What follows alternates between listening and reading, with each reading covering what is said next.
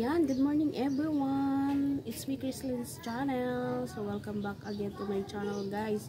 So, for today's video, update ko kayo sa tanim ni Ate Jab na mga mulberries. So, kahapon, kahapon ba?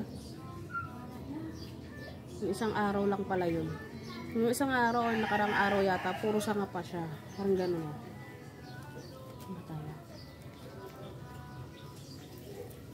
So, ayan. Yung nakarang araw, ganito pa siya. Ito mga bagong putol to, ng mulberry.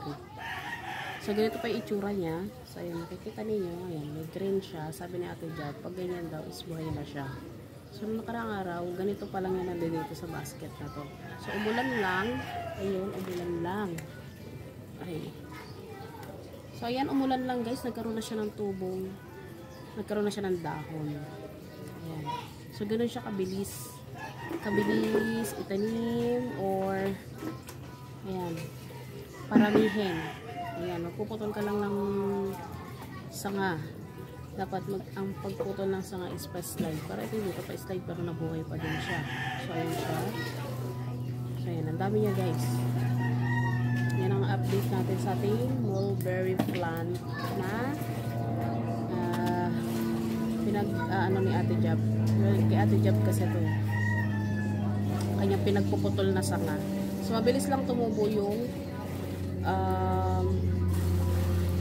dahon niya. Yan, yung iba, meron na agad na bunga. So, ayan, kung nakikita nyo, yan, may fruits na siya agad. So, kulang na lang itanim na siya. Ganito siya karami. So, pag nagputol kayo ng mulberry plants, ayan, siguro ba sa inyo lang. Kasi naulanan lang to eh. Kasi ganito tumubo na siya, diba?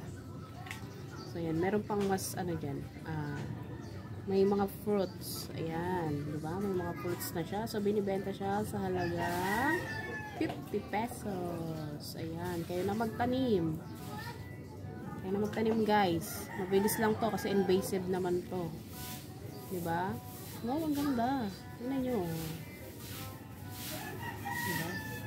So, yun lang. In-update ko lang kayo sa ating mulberry plants, hindi pala sa akin, sa mulberry plants ni Ate Jab. So, ayan guys, morning with mulberry stem, ayan. So, ayan, thank you for watching. Wala lang.